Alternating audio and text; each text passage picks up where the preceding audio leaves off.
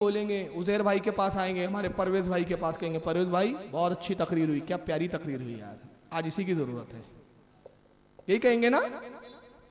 मैं नमाज पर बोलूं तो बहुत अच्छा मुकर्रिर, मैं हुकूक पर बोलूं तो बहुत अच्छा मुकर्रिर, मैं अखलाक पर बोलूं तो बहुत अच्छा मुकर्रिर, मगर अचानक मुझे एक बात सूझती है, मैं अखलाक का दर्द देते देते अचानक तक़वतुल ईमान उठाता हूं। कहता है हजरत लोगों, तक़वतुल ईमान में लिखा है कि तमाम मखलूक चाहे अंबिया हो फरिश्ते हो चमार से ज़्यादा जलील है। कंसेप्ट ऑफ गॉड में नहीं लिखा अल्लाह जुल्म कर सकता है। फतावा रशीदिया में लिखा अल्लाह झूठ बोल सकता है। सारे देवबंदी बोलेंगे अरे कल झगड़े की बात कर रहा था, पुलिस में जाएंगे, हजरत झगड़ा हो गया साहब, झगड़े की बात हो गई, झगड़े की बात हो गई। मैंने कहा जब तक मैं तक़वतुल ईमान नहीं उठा रहा था तो अच्छा मौलाना था, जब तक फतावा रशीदिया मेरे हाथ में नहीं थी मैं अच्छा मौलाना था, जैसी किताब उठाया मैं पक्का फितनेबाज मौलाना हो गया। तो जब तक उठाया नहीं था तो मैं फितनेबाज नहीं था, किताब उठाया तुम्हारी और वो हो गया मैं फितनेबाज। तो मालूम है फितना मुझ में नहीं तुम्हारी किताब में है।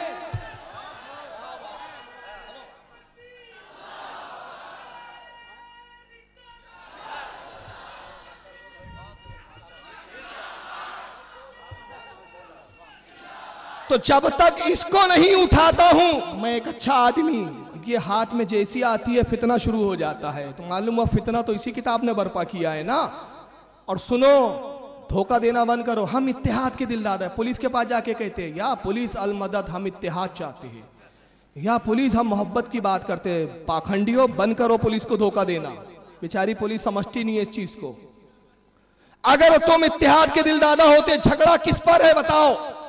हिफ्जुल ईमान पर झगड़ा, तक़वतुल ईमान पर झगड़ा, बराहिन कातिया पर। ये किताबें तुम्हारे मुल्लाओं की, अल्लाह का कुरान नहीं है कि इसका एक जेर ज़बर नहीं बदला जा सकता। तुम इत्तेहाद के दिलदादा होते, ये किताबों से इबारतें निकाल चुके होते। और रसूलुल्लाह कहते मैं अपने रब से मासूम थे नबी, मगर कहते मैं अपने रब से 70 बार रोजाना इस्तग़फ़ार करता हूं। तुम एक बार तौबा कर लेते, कहते मौलाना अहमद रजा हमसे अलहदगी मत इख्तियार कीजिए, हमें काफिर मत कहिए, आपके नजदीक आप कहते ये कुफ्र है, तौबा करते कलमा पढ़ते गले मिल लीजिए।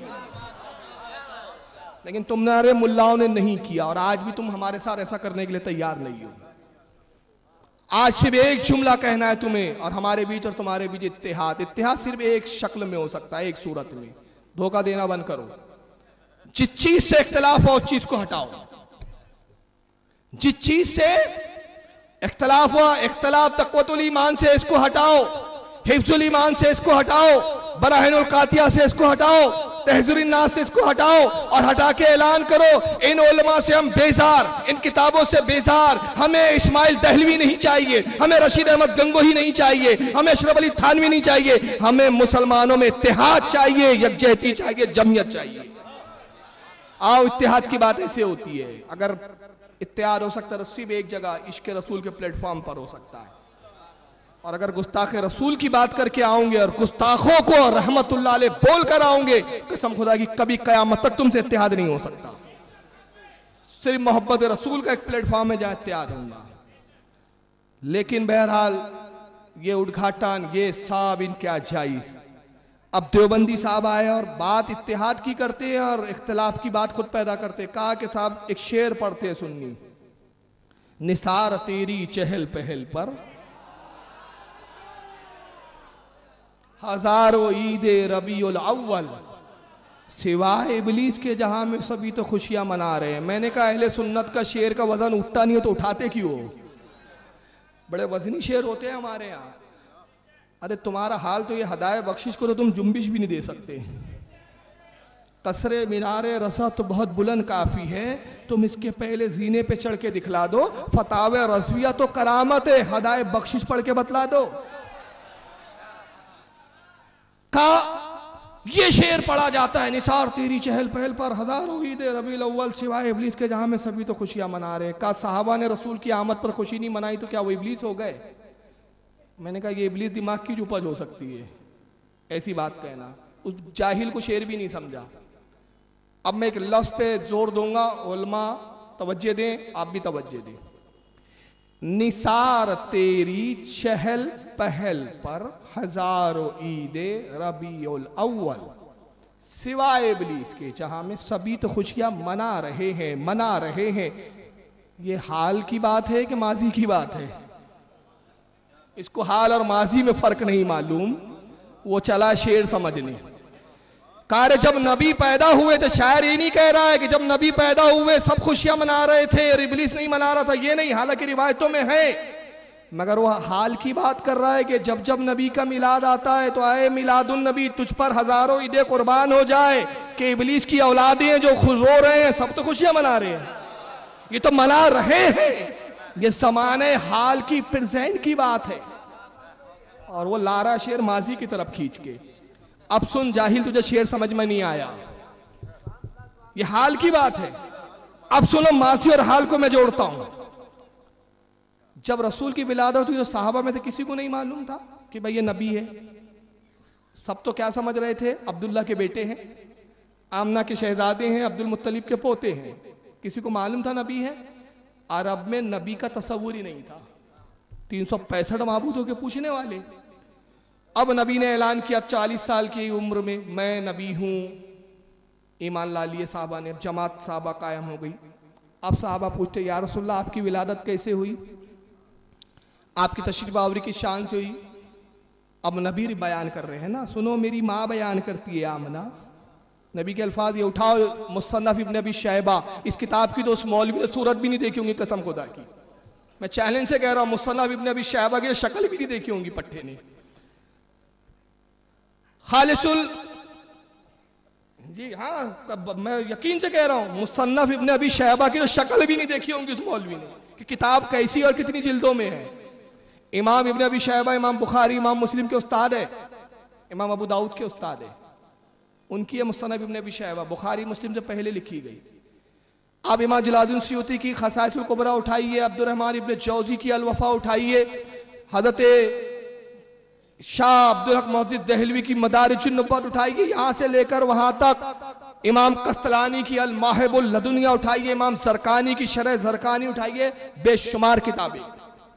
रसूलुल्लाह से पूछ रहे हैं साहबा, या रसूलल्लाह आपकी विलादत कैसी हुई? कहा मेरी माँ, मेरी वालदा आमना बयान करती है, जब मैं तशरीफ लाया तो एक नूर जाहिर हुआ, उस नूर की रोशनी में मेरी वालदा ने मुल्क शाम और यमन के महलों को देख लिया। हज़रत अब्दुर्रहमान इब्ने औफ रज़ियल्लाहु ताला अन्हु कहते हैं मेरी वालदा शिफा वो थी जो रसूलुल्लाह की जब विलादत हुई तो दाई के फराइज अंजाम दे रही थी। मेरी वालदा ईमान लाई, साबिया हो गई। साहबा आते, अब्दुर्रहमान आपकी वालदा है? किताब शिफा में इमाम काजी अयाज ने लिखा है इसको। कहा है? कहा जरा अपनी वालदा मोहतरमा को तो बुलाइए। कहा क्यों? काम चाहते नबी की विलाद का जिक्र करे। आवाज देते, अम्मी जान मेरे कुछ दोस्त आए हैं। शिफा आती, कहती कहो क्या बात है बच्चों? कहते चची जान, अम्मी जान बताइए, रसूलुल्लाह की विलादत के वक्त आप मौजूद थी, क्या हालात थे, क्या मामला थे? कहा सुनो, एक नूर जाहिर हुआ जिससे मुल्क शाम के और यमन वगैरह के जो ममालिक है, महलात है, वो रोशन हो गए। उसमें हमने महलों को देख लिया। रसूलुल्लाह फिर मुझसे गायब हो गए। किसी कहने वाले ने कहा, मैं परेशान हो गई कि मोहम्मद कहाँ चले गए। किसी कहने वाले ने कहा, शिफा घबराओ नहीं, मोहम्मद को उनकी हुकूमत दिखाने ले गए हैं। फिर आवाज आई, मोहम्मद ने मशरिक को भी देख लिया, मगरिब को भी देख लिया, शमाल को भी देख लिया, जुनूब को देख लिया, पूरी हुकूमत मोहम्मद के हाथों में आ गई है। फिर कहती है फिर रसूलुल्लाह तशरीफ लाए, जाहिर हुए, फिर एक नूर जाहिर हुआ, फिर अंधेरा छाया, रसूल फिर गायब। फिर मैं घबराई, अब नबी को कौन ले गया? आवाज आई, ऐ शिफा घबराओ नहीं, फरिश्ते ले गए हैं और मोहम्मद को उनके खजाने देने ले गए हैं, खजाने दिखाने लाए हैं। फिर उसके बाद आवाज आती है, शिफा मुबारक को मोहम्मद ने अपने खजानों पर कब्जा कर लिया है। ये रिवायत हदीस में नहीं तो कहाँ है? आसमान से आई क्या? हदीसों में है ना। तो ये हदीसें जहां जहां ये रिवायत आई, वो मिलाद की किताब हुई कि नहीं हुई? हुई ना। तो साहबा ने मिलाद बनाया। मिलाद के मायने क्या होते हैं? नबी के पैदाइश का जिक्र। अब मुझे ईमानदारी से बताइए, अब ये शेर की तशरीह कर रहा हूं, ईमानदारी से बताइए, जब तक नबी ऐलान ना फरमाए कोई जानता नहीं है रसूल है, ठीक है?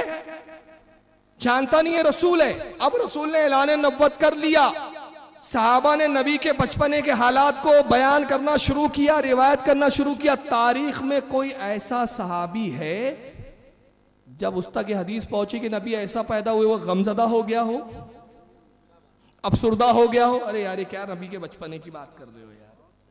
है कोई तारीख में ऐसा? नहीं, नबी के बचपने को सुनते तो वो खुश होते थे, बल्कि हजरत अब्बास आते, या रसूलल्लाह आपके बचपने का एक वाकया मैं सुनाना चाहता हूँ।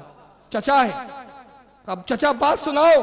कहा लोगों, मेरे भतीजे मोहम्मद की शान क्या है, मैं कसम खुदा की देखता था कि जब वो झूले में थे तो झूला हिलता था मगर हिलाने वाला नजर नहीं आता था। झूले में पालने में उंगली होती, मैं चांद की तरफ देखता, जिस तरफ नबी की उंगली जाती चांद उधर जाता, जिस तरफ नबी की उंगली जाती चांद उधर जाता है। अल्लाह के नबी अब बताइए वो हिकमत क्या थी? इरशाद फरमाया, चचा वो जिब्रील था जो झूला झुलाता था, चांद मेरा खिलौना था जो मेरे इशारों पे नाचता था। इसी हदीस को तो आला हज़रत ने ढाल दिया। चांद झुक जाता, क्या चांद झुक जाता उधर, चांद झुक जाता जिधर, उंगली उठाते महद में क्या ही चलता था इशारों पे खिलौना नूर का।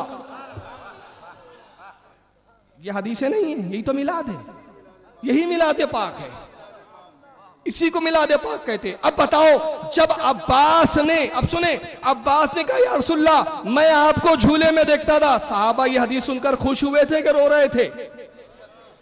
और गमज़दा उस वक्त कौन हुआ हूं? अब्बास क्यों नबी की फजीलत बता रहा है? वो इब्लीस ही था।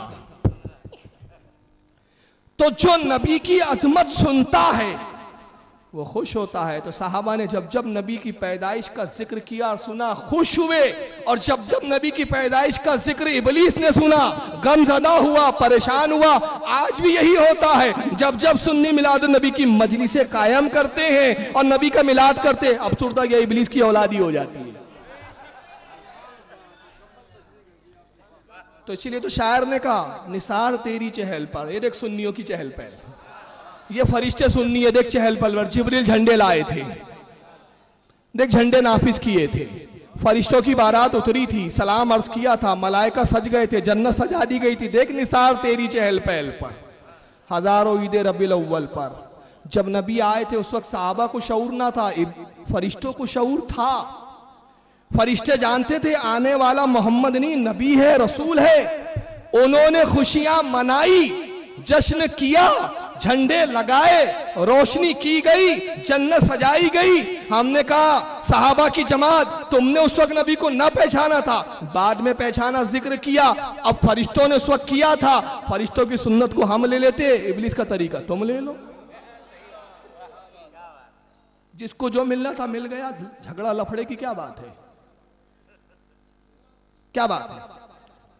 और अगर अब देखिए दूसरा इतराज उसने किया, कहा साहबा ने नहीं मनाया इसलिए वो इब्लीस हो गए। माज़अल्लाह, उससे साहबा की मुराद ही नहीं है, साहबा की वो मुराद नहीं है। अच्छा बेग, और उसका इतराज, ये बहुत बेहुदा इतराज, बोले 12 रबीउल अव्वल को रसूलुल्लाह का विसाल हुआ, साहबा की क्या हालत थी, फातिमा की क्या हालत थी। इसका हालांकि जवाब 12 दिया जा चुका है कि गम 3 दिन से ज्यादा मनाने की इजाजत नहीं है, खुशियां पूरी जिंदगी मनाते रहिए। अरे बच्चा पैदा होता है, हर साल बर्थडे मनाया जाता है, अब्बा का इंतकाल हो गया, हर दिन मरण दिन नहीं मनाया जाता, समझ रहे आप? और हम उर्स मनाते, देखिए मेरे जहन में आ गई बात, मैं अर्ज कर दूं। ये कहेंगे भाई उर्स तो मनाते हो तुम, वो भी तो मरण दिन है। मैं कहूँगा क्यों मनाते, सुन लो। उसकी एक बड़ी प्यारी मिसाल दे रहा हूँ, बड़ा वसी मजमा है। उर्स में सजाते हैं, अभी देखो हज़रत सूफी अब्दुल रहमान शाह का उर्स है, लाइटिंग लगी होंगी वहाँ, तो झंडे लगे होंगे, तिरंगे लहरा रहे होंगे, है ना। जिस बुजुर्ग का उर्स आता है, गलियां आसपास का इलाका सजा दिया जाता है, मजार सजा दिए जाते हैं। क्यों सजा दिए जाते हैं? उर्स के मायने क्या होते हैं मालूम? शादी के। उर्स मायने शादी, तो शादी लफ्ज़ से उर्स क्यों बना, उसकी वजह सुन ले। हदीस पाक में है कि जब बंदे मोमिन कब्र में जाता है, फरिश्ते कहते हैं तेरा रब कौन, तेरा दीन क्या, और रसूलुल्लाह के बारे में क्या कहता था। तीनों जवाब से वो जवाब दे दिया उसने सही सही, और रसूल को पहचान लिया, अपने आका को पहचान लिया। फरिश्ते कहते सो जा ऐसे जैसे दुल्हन सोती है। तो दुल्हन सोती नहीं है, अपने पिया की याद में जागती रहती है। सो जाते से मुराद जैसे आज दुल्हन पुरसुकून है, आज पुरमुसर्रत है, वैसे आज तेरे लिए दुल्हन की तरह शादमानी है कि तू कामयाब हो गया, है ना। अब एक मिसाल सुनो। एक शख्स की बेटी बड़ी लायक थी, बड़ी लायक, बड़ी अच्छी, पारसा, नेक सीरत, बाप की इज्जतों का ख्याल रखने वाली, बाप की अजमतों पे मर मिटने वाली। बाप ने अच्छा रिश्ता देखा, अपनी मर्जी से अच्छी जगह रिश्ता कर दिया, अब जब शादी होती है तो बाप क्या करता है, शामियाने लगाता है। देखिए मिसाल सुने गौर से, शामियाने लगाता है, कुमकुमे रोशन होते हैं, बल्ब रोशन होते हैं, हॉलीजन रोल लगाए जाते हैं, सजा दिया जाता है। हर कोई पूछता है भाई ये सजा क्यों है? भाई फुला सेठ साहब की बेटी की शादी है।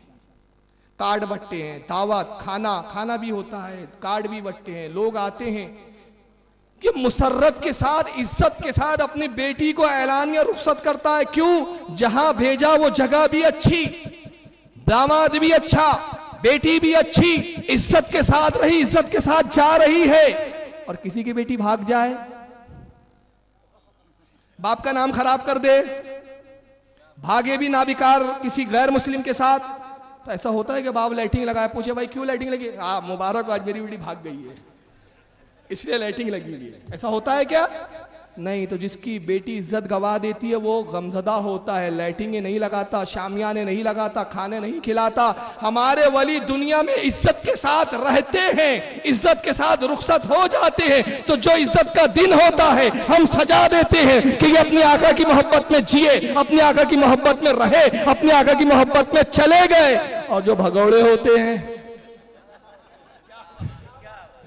जो बेइज्जती करके भाग जाते हैं, दुनिया में थे तो नाबिकार थे, कभी इधर मुंह मारता था, कभी उधर मुंह मारता था, कभी इस यार के साथ, कभी उस यार के साथ, आज मर गया है, भाग गया है। लाइटिंगें नहीं लगाई जाती, कुमकुमें नहीं लगाई जाती।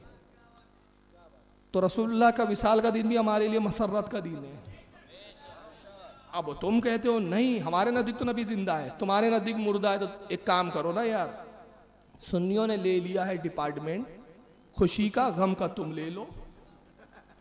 जलसा सीरतुन नबी मत रखो, जलसा विसाले गमे रसूल रखो, और उसमें खूब रो दो, आका चले गए, आका चले गए। कुछ तो करो,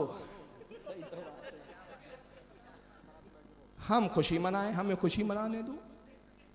तुम क्या करो, सीरतुन नबी का जलसा मत रखो, सीरतुन नबी तुम्हें सूट नहीं करता। नबी की सीरत यही है, मेरा मिलाद मनाओ, यही नबी की सीरत है।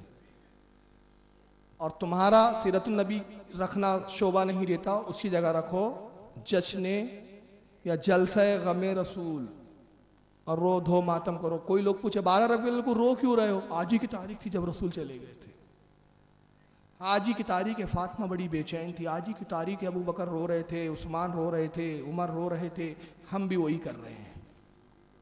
कुछ तो करो, मगर करते कुछ नहीं है, सारा मशवरा अम्मी को देते बैठे रहते हैं।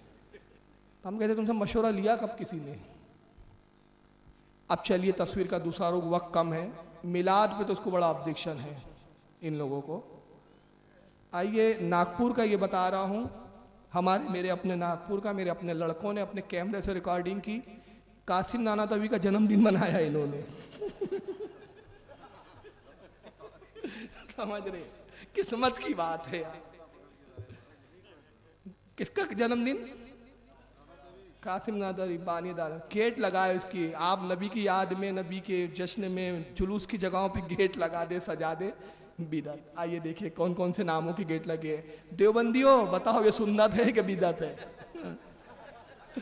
बाप हजरत मौलाना शाह वलीउल्लाह मोहद्दिस देहलवी, ये पहला गेट था जहाँ से, ये मोमिनपुरा नागपुर का इलाका है, मैं इलाकों के नाम भी बताता चलूंगा आपको। आइए ये हजरत शाह मौलाना शाह वलीउल्लाह मोहद्दिस देहलवी साहब के नाम से गेट है। किसी वली के नाम से गेट बनाना ये कौन सी सुन्नत में है? आगे देखिए, ये कब्रिस्तान, मरकजी कब्रिस्तान मोमिनपुरा रोड कहलाता है। ये पूरा वहाबियों का इलाका है कोई। ये मौलाना कासिम नाना तवी के नाम का गेट था, देखा आपने? देखिए, बाब हजरत मौलाना कासिम नाना तवी साहब, बानी दारुल उलूम देवबंद। ये मोमिनपुरा कब्रिस्तान का मेन गेट, फुटबॉल ग्राउंड, वहां पे इनका इज्तिमा था। देखिए भी दिख भी रहा, यंग मुस्लिम फुटबॉल ग्राउंड मोमिनपुरे में ही है ये।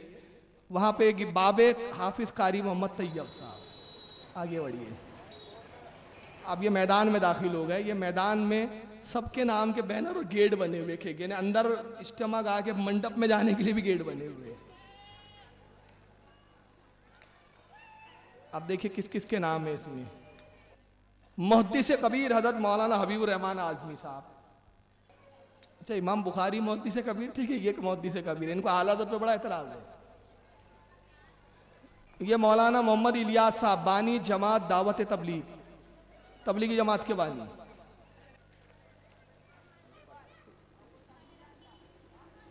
ये मरीज़ उम्मत,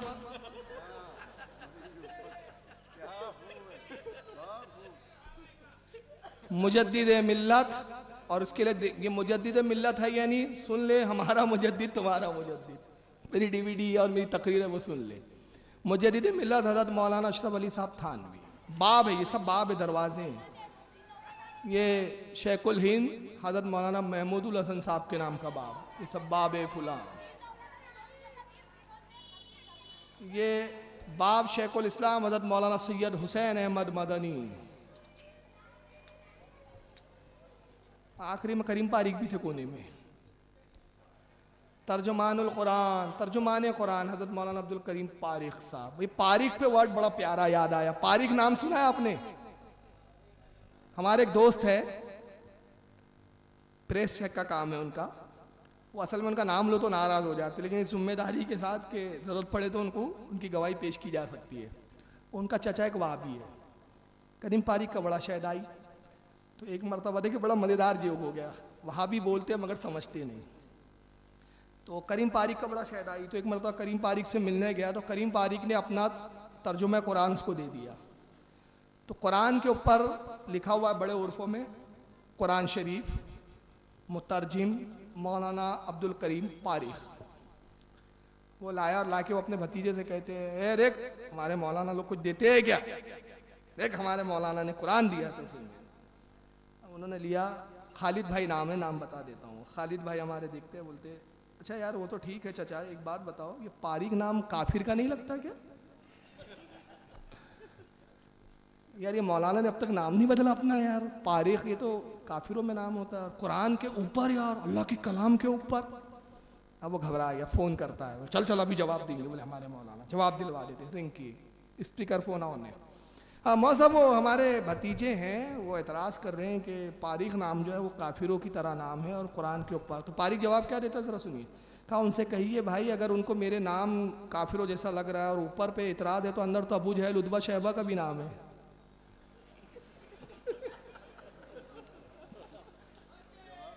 जवाब सुन रहे हैं ना? तो खालिद भाई हंसते हमारे और कहते अल्लाह का शुक्र है इसने मान लिया उसी कैटेगरी का आदमी हूँ। ये रियल केस सुना रहा। एक स्कूल है हमारे यहाँ जिसका नाम है MA आज़ाद, मौलाना अबुल कलाम आज़ाद। उसी स्कूल से 5वीं से 10वीं तक मैं खुद पढ़ा हूँ। कुछ कंपटीशन होता है, सारे टीचर तकरीबन वही है। अब सवाल हुआ तो हमारे एक आबिद भाई है, क्या बोलते बिल्डर है वो, उनका भतीजा पढ़ता है वहाँ। तो अब हमारे यहाँ क्या सुन्नी लोग इसको फिरौन बोलते थे। किसको? पारिक को फिरौन। फिरौन तो बच्चे के दिमाग में यही था यार फिरौन। सवाल हुआ इस जमाने का सबसे बड़ा फिरौन कौन है? अब वो इरादा जवाब ये चाह रहा था कि सलमान रुश्दी वगैरह बोले, खड़े होकर बोलता है करीम पारिक। तो बहरहाल इनके नाम भी मुशरिकाना, ये बिदतें इनको नजर नहीं आ रही, लेकिन बाब इनके नाम से कायम है। ये बाब कायम करना, दरवाजे इनके नामों से मंसूब करना, ये इनके यहाँ सब जायज़ है। मगर आप बाब गौसे आजम बना लो तो बिदत, बाब गरीब नवाज बना लो तो बिदत। बल्कि हथौड़ा मदरसे का नाम सुना है इनका, है ना? यूपी में मैं खुद गया था वहाँ हथौड़ा ही मारने, मेरा जलसा था वहाँ।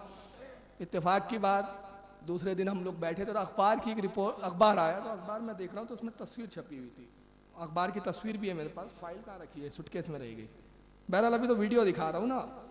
मैंने अखबार देखा, मैंने कहा यार मौलाना साहब जो थे, मदरसे में जलसा था, मदरसे अहले सुन्नत का मदरसा है।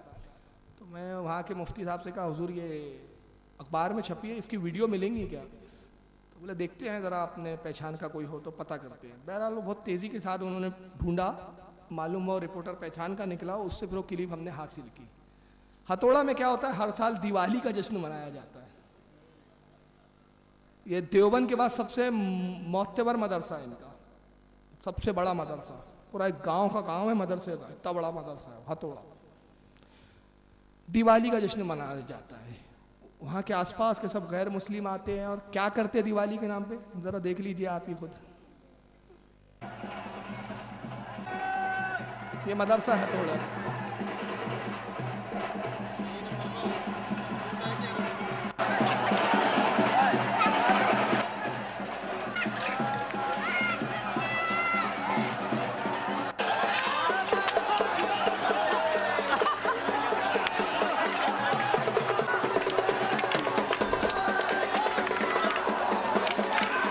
ये मदरसे के अंदर हो रहा है, ग्राउंड के अंदर। हाँ,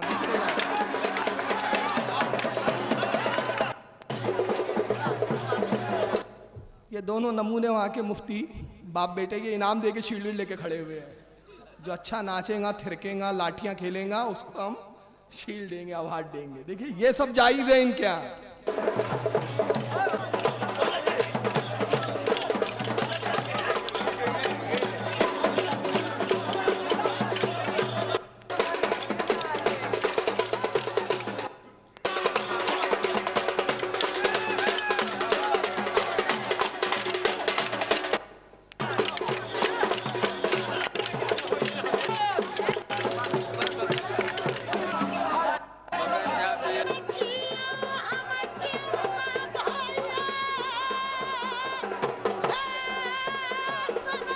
आपके कुछ समझ में आया क्या बोला उसने? नहीं, मैंने बहुत कोशिश किया लैंग्वेज समझने की, कौन सी लैंग्वेज, मेरे यही समझ में आया। कह रहा भाई लानत हो तुम पर, वो यही बोल रहा होगा कम। ये सब हथौड़ा में हो रहा है।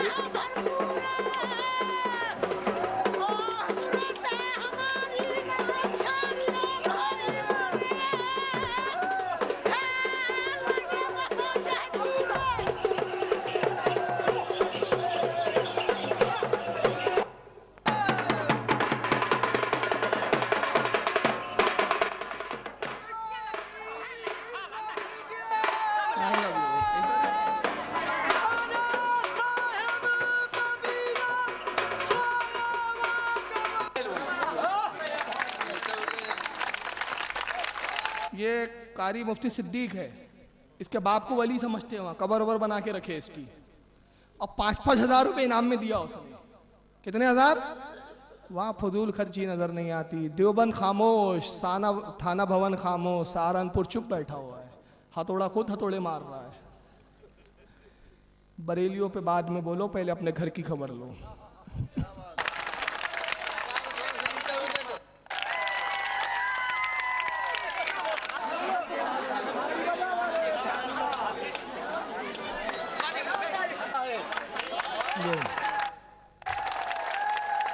ये मौलवी हबीब है, उसका बेटा है ये मौलवी सिद्दीक का, ये उसका बेटा। ये बाप बेटे दोनों, बड़े मियाँ तो बड़े मियाँ, छोटे मियाँ सुभान अल्लाह। नोट दे रहे हैं 5-5 हजार के।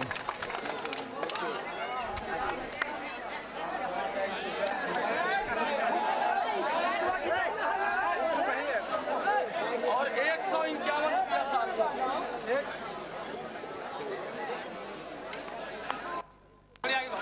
मान लिया आज हम हर तो गड्ढे है गया, मान लिया हम 5,000 रुपए पाया। सर ये कितने सालों से कर रहे हैं, क्या है? बहुत सालों से, हमारे पिताजी के जमाने से, जब से ये स्कूल का है। बहुत सालों से बिदअत चल रही है ये, आज की बिदअत नहीं है, बहुत पुरानी बिदअत है ये। पिताजी के जमाने, पिताजी भी बिदअती थे, हम भी बिदअती है, और पूरा हमारा मामला ही बिदअती वाला है। ये लोग सब हैं, तो आसपास के गांव के जितने लोग हैं सब दिवाली की 2-3 दिन के बाद फिर यहाँ आते हैं और अपना एक त्यौहार का एक प्रोग्राम यहाँ मनाते हैं। और फिर उनको जिस तरह भी हो सकता है, हर एक को कुछ इनाम दिया जाता है। किसी को शील्ड, किसी को 5,000, 151, किसी को 551, इस तरह से सबको पैसे दे करके और शील्ड से नवाज करके और उनको मतलब सबको जमा करके, और इससे कहाँ है सुन्नत में इसका सबूत? सुन्नत में सबूत है। देवबंद का जश्न सदसाला मनाया गया था, पता है आपको? 21-23 मार्च, तारीख भी लिख लो। देवबंदियों को अपने इतिहास खुद नहीं मालूम, ये तो हमारी क्वालिटी है, इनका भी हिस्ट्री पता रखनी पड़ती है और अपनी भी। 21, 22, 23 मार्च 1980 1980 में 100 साला जश्न, 100 साल हो गए थे उस वक्त देवबंद को। किसको चीफ गेस्ट बना के बुलाया गया? अरे आपको तो पता है यार, इंदिरा गांधी। इंदिरा गांधी उस वक्त प्रधानमंत्री थी, वो वजीर आजम, कुर्सी पे बैठी है इंदिरा गांधी, सारे मौलवी नीचे बैठे हैं।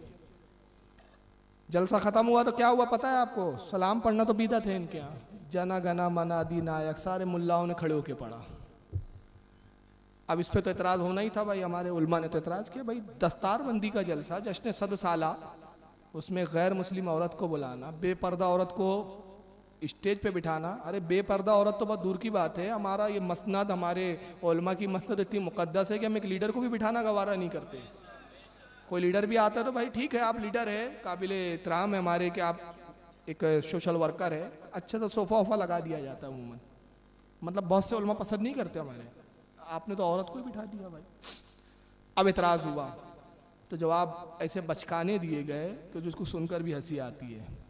रब नवाज हनफी है पाकिस्तान के अभी इस वक्त उभरते हुए कलाकार पाकिस्तान के, उन्होंने जवाब दिया चेहरा धुंधला है, इसलिए कि वीडियो पे अव्वल तो बहुत कम आते हैं, जितनी वीडियो है ऑडियो ज़्यादा है, वीडियो जितनी आई चेहरा धुंधला है, शायद बड़ा मकरू चेहरा है इसलिए दिखाना नहीं चाहते।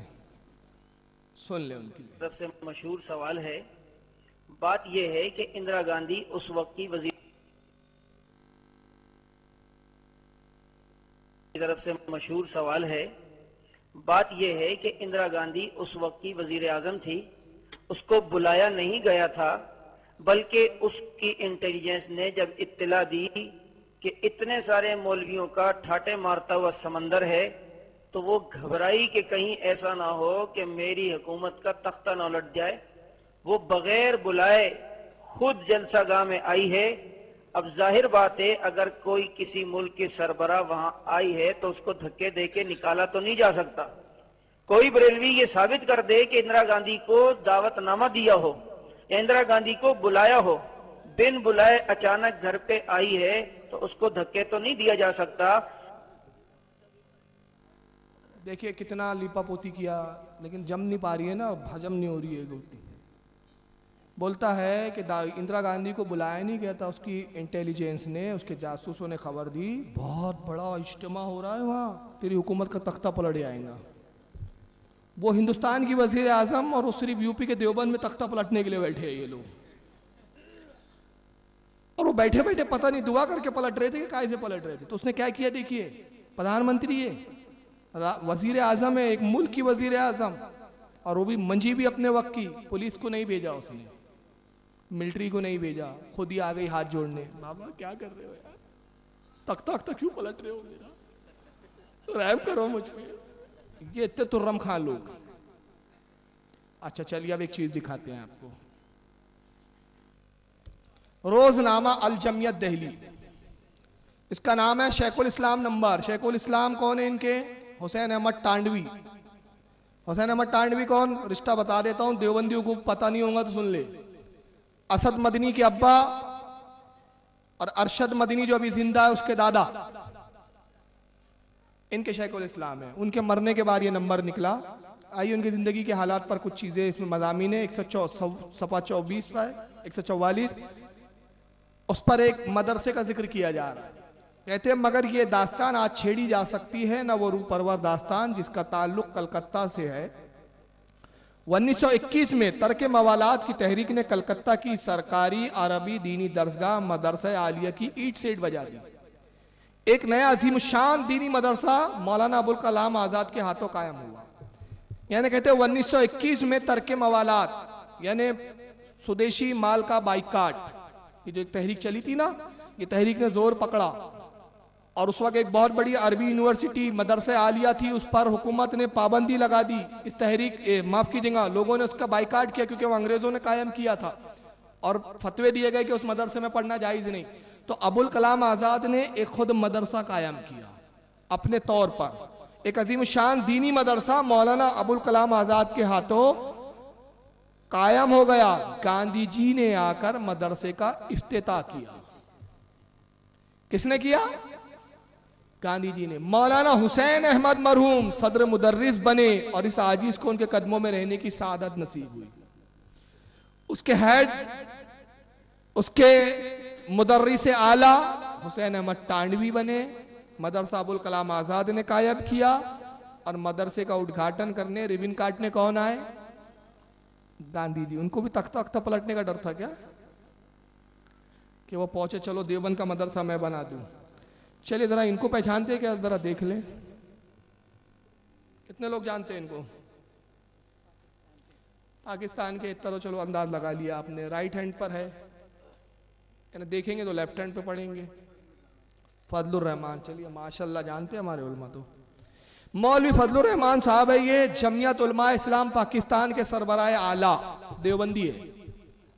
बेटी की शादी है, सारी हसीन और जमील औरतों के गिर्द बैठे हुए, सब बेबुरका बेपर्दा, लिपस्टिक मेकअप का फुल एहतमाम, ये सब इनके आजाइज। आपको बताते हैं इस्लाम। और आइयो शादी में क्या हो रहा है जरा सुन ले रिपोर्ट। जमीयत उलमा इस्लाम के सरबराह और कौमी असम्बली की कश्मीर कमेटी के चेयरमैन मौलाना फजल रहमान के छोटे भाइयों इंजीनियर ज़ियाउर रहमान और मौलाना उबैद रहमान की दावत वलीमा की तकरीब डेरा इस्माइल खान में वाक़ उनकी रिहाइश गाह शोरकोट में मुनक्किद हुई, जिसमें वफाकी वजीर हाउसिंग व तामीरात रहमतुल्लाह काकड़, साबिक वजीर आला सरहद अकरम खान दुरानी, JUI के मरकजी जनरल सेक्रेटरी अब्दुल गफूर हैदरी और जमात इस्लामी के मरकजी नायब अमीर लियाकत बलोच के अलावा बड़ी तादाद में अहम शख्सियात ने शिरकत की। शादी की यह तकरीब सियासी इज्तिमा में तब्दील हो गई। शादी की इस तकरीब में शायर सुलेमान गिलानी ने अपनी मज़ाहिया शायरी से महफिल को कुश्ते ज़ाफ़रान बना दिया। बीवी है पहले मेरी 3 और करूंगा, दुरानी साहब लाऊंगा दुल्हन अपने लिए मैं, हर सूबे से लाऊंगा दुल्हन अपने लिए मैं, इस अज़्म की तकमील भी फिल फौर करूंगा। ऐ मेरे वतन मैं तेरी यकजहती की खातिर, ऐ मेरे वतन मैं तेरी यकजहती की खातिर, चारों को इकट्ठा वहाँ लाहौर करूंगा। मौलाना फजल रहमान के 2 भाइयों की शादी की तकरीब में सियासी शख्सियात की शिरकत ने इस महफिल को सियासी। ये सुन्नत के खाने में आता है, ये सब सारी बिदतें हमारी मिलेंगी इनको। अब एक चीज दिखा रहा हूं, उसके बाद 2 से 3 चीज।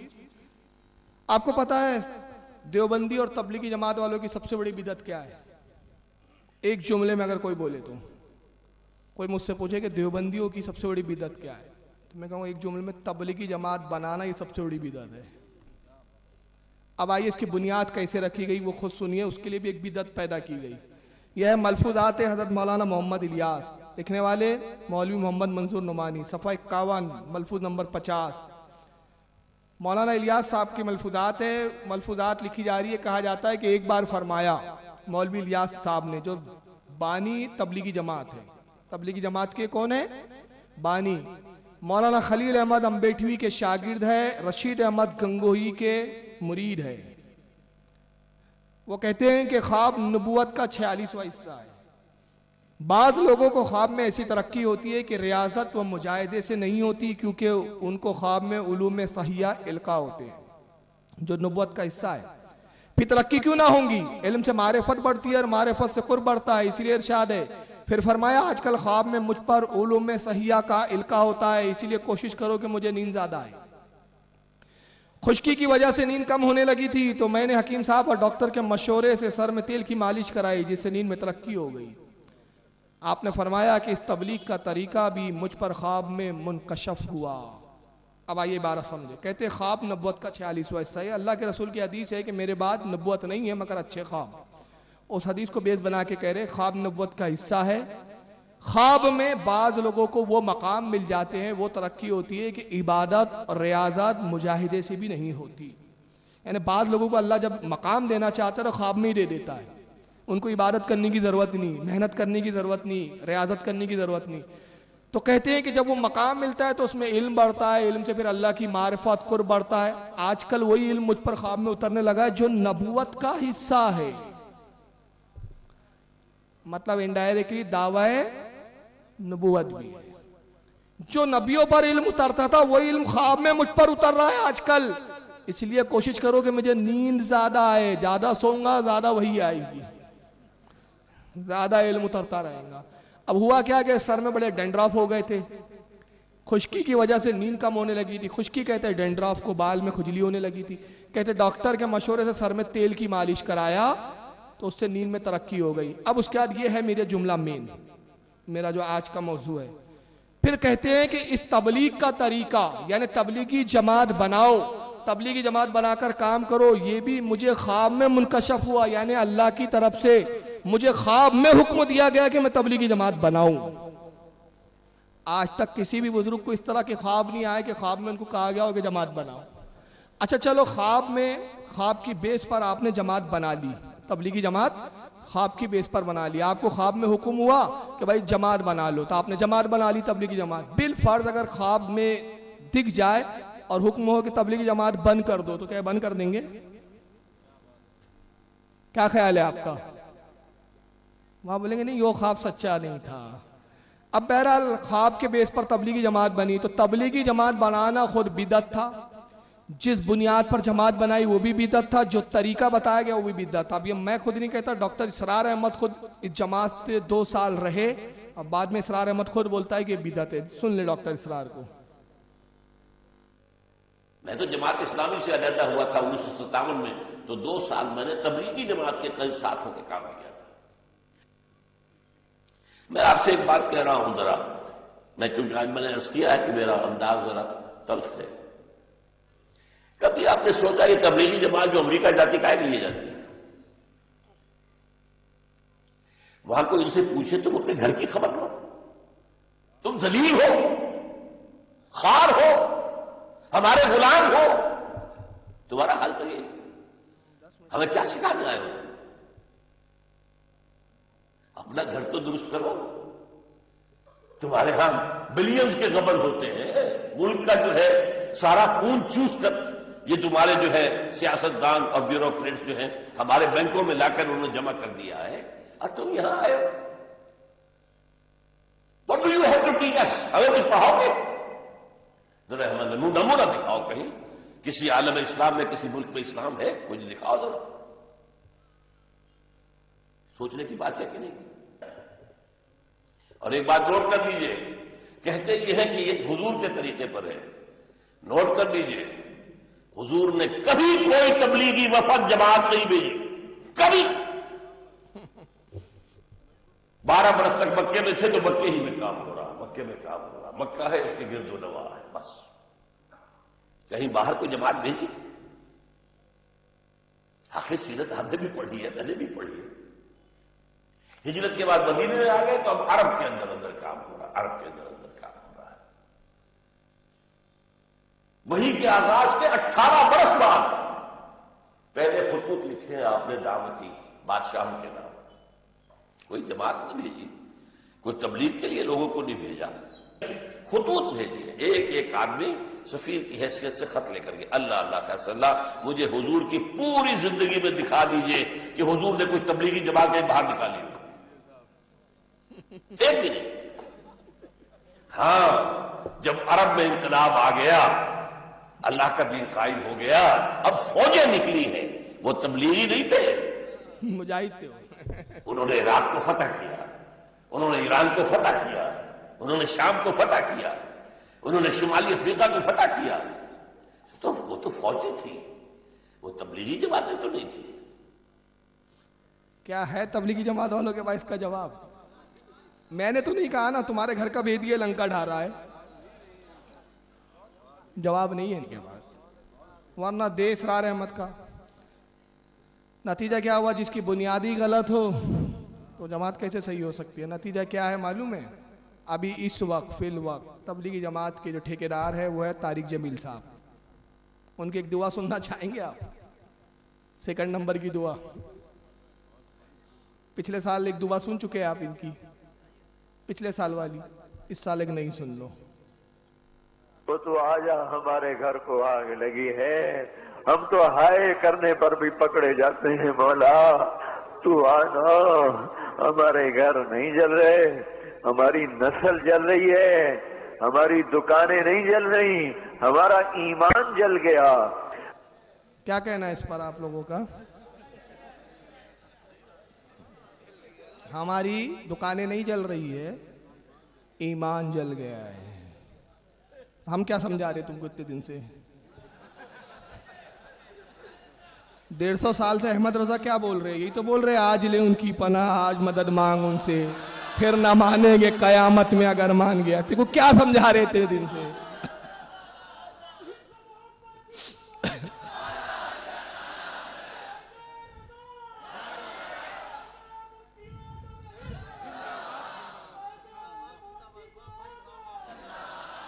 तो क्या समझा रहे हैं? ईमान जल चुका है तुम्हारा, जो बचा कुछ है बचाना है तो अब आओ हकीकत की आंखों को खोलो, अब आओ हकीकत की आंखों को खोलो। गुजारिश है कि सांपों से, कब्र के सांप, उससे महफूज हो लो और बरेली के साये में आकर ये बोलो, मैं मुजरिम हूं आका, मुझे साथ ले लो, कि रास्ते में है जा बजा थाने वाले।